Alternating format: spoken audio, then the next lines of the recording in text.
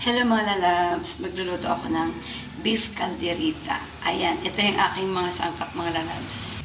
Ito meron akong beef, 1 kilo na beef. Nakamarinate ito mga lalabs na sa toyo, calamansi juice, lemon juice, pamintang pino, konting magic sarap, then meron pa itong pineapple juice. Minarinate ko guys, then yung garlic powder. Ito naman meron tayo ditong kamatis, sibuyas, bawang, then bell pepper, then merong carrots at patatas, then meron akong butter dyan mga lalabs. Then gagamit ako ng tomato paste at saka liver spread guys. Ayan. Dahil kompleto na yung ating mga sangkap at saka ready na mga lalabs, so mag-start na tayong mag-gisa. And dito sa aking kawali mga lalabs, nagpainit na ako ng mantika at dito ko ipiprito itong aking patatas.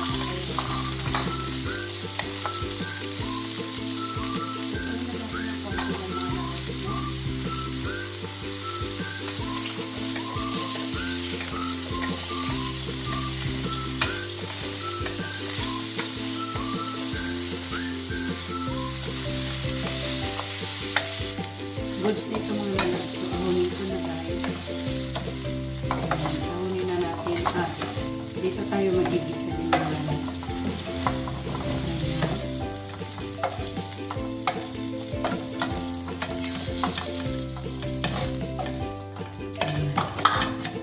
I-ano ko na rin itong bell pepper guys.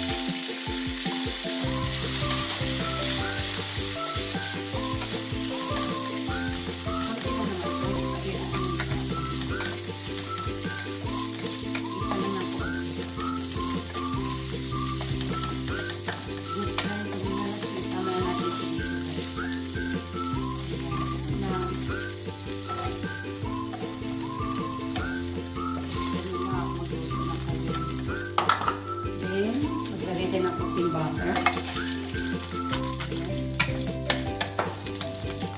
Yung dito, isabay na natin ang bawang.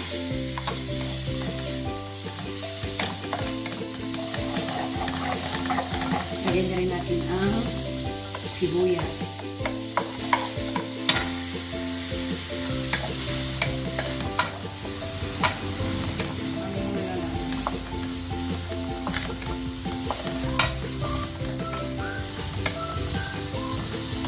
Lagyan na rin natin yung ating sibuyas, kamatis para sabay silang maliit. Then, lagayin na natin ng mga yan, yung madurog ang ating kamatis at lalabas ang kaniwa ng ating bawang at ang ating sibuyas.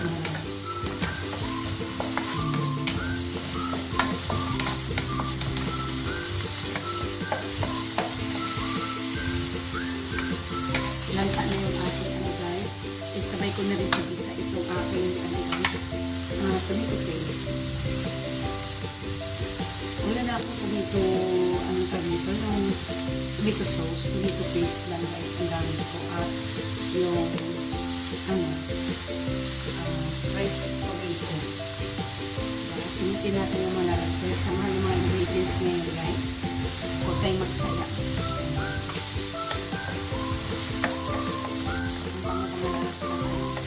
Ang bango ng butter. Yan. Igisa-gisa lang natin guys ng ganyan. Ang ating tomato paste.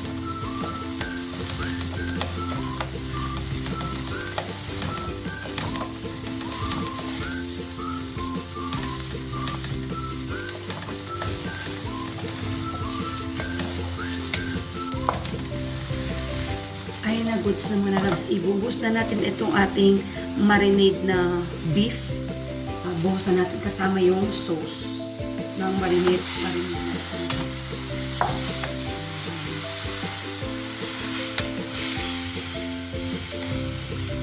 Then, na-fire tayo mga lalabs. Ayan yung ating calderita beef. Ano to guys? 1 kilo mahigit. Kasi matakaw yung mga anak ko sa ulam guys.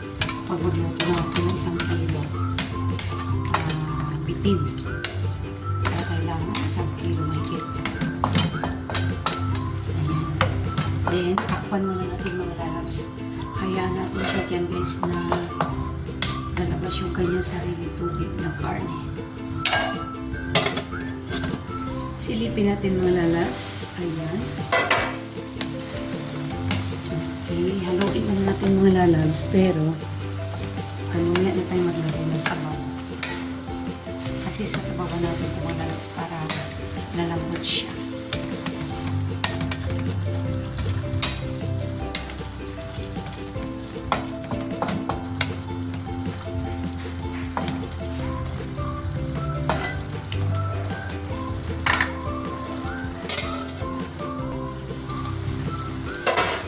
Meron akong ice cubes dito guys. Sabi nila, nakatulong daw itong mabilis magpalambot ng karne. So, itry natin. Hindi ko alam kung effective guys, pero ginagawa ko to. Hindi ko alam kung effective, pero ginagawa ko pa rin, no? Ayan. Mabilis daw lumambot mga lalab. So, try natin. Lagi kong ginagawa ito mga lalabs, pero hindi ko alam kung effective. Pakaramdam ko parang effective naman. Pero hindi naman, wala namang mawawala sa atin kung itry natin, diba? Ay, takpa natin ulit, tapos mamaya magdagdag na ako sa sabaw. Ayan ko muna matunaw yung yelo, guys.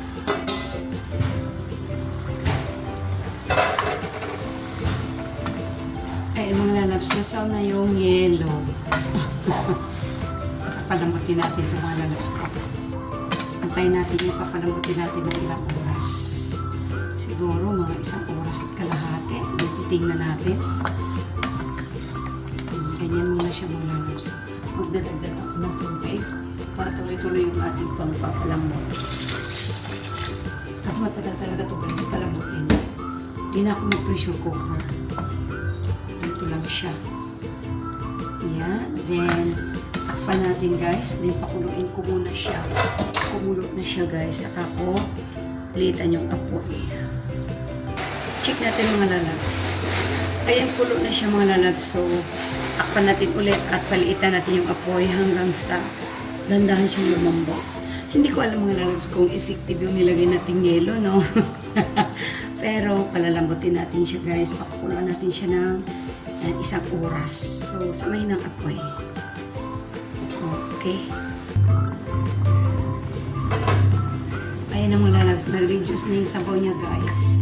Tsaka lumapot na siya ng konti.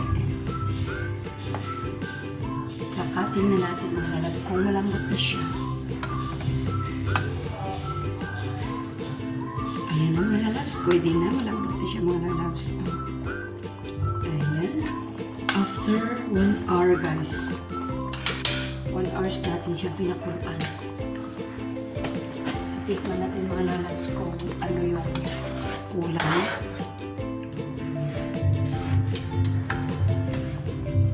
Nagtatay ng asukal na pula.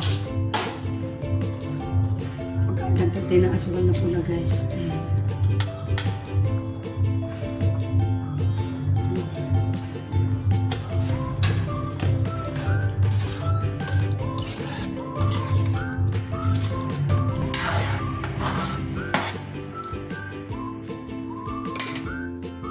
Lagyan na natin ito mga lalabs.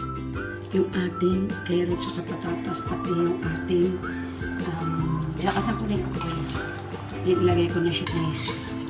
Ayan. Gusto kasi naman ng mga anak ko guys yung medyo may sabaw-sabaw yung ating kagulita. Yung hindi siya yung sobrang lapot. Ayan.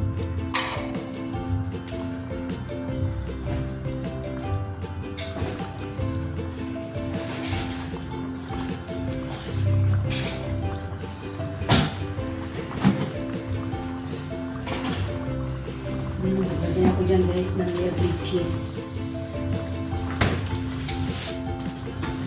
Medyo matabang siya mga lalabs pero hindi ako magdadagdag ng kasi naglagay tayo ng melted cheese.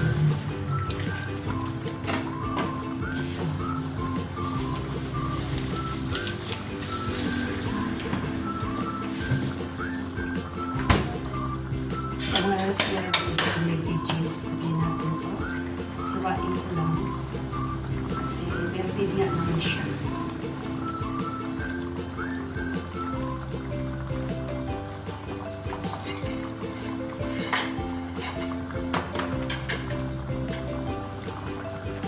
ay yung ating melted cheese. Ayan. Hiniwak lang yung mga lalabs. Then, maglalagay pa tayo dyan ng ano mga lalabs na liver spread. Ating liver spread ay hindi pa nabuksan. Hayaan ko lang yan hanggang bulutin siya dyan, guys. Sarap yung mga lalabs. Ang ating liver spread na hinabuksan mo lalabs. Wala akong update.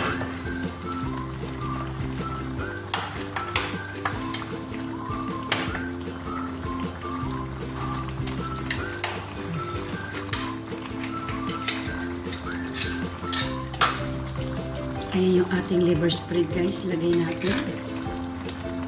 Ayan.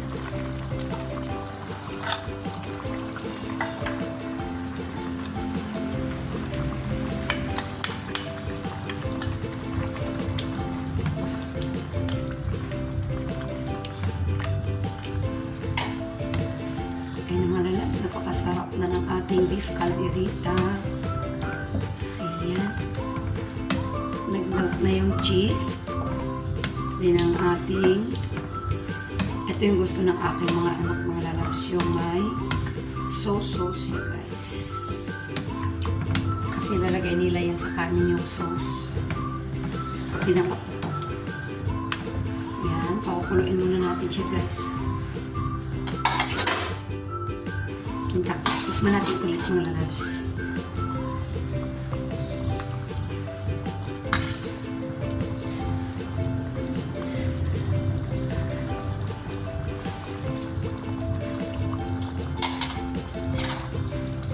So yummy na, guys.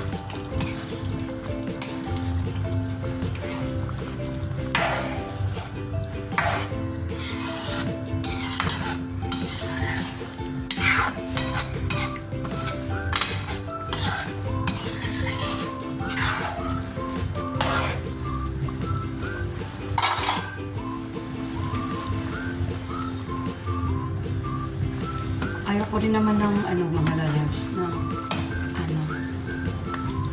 maalat. Tama lang talaga siya. Ang sarap ng mga lalabs yung ang lapot ng sauce niya. Tamang-tama sa kanin.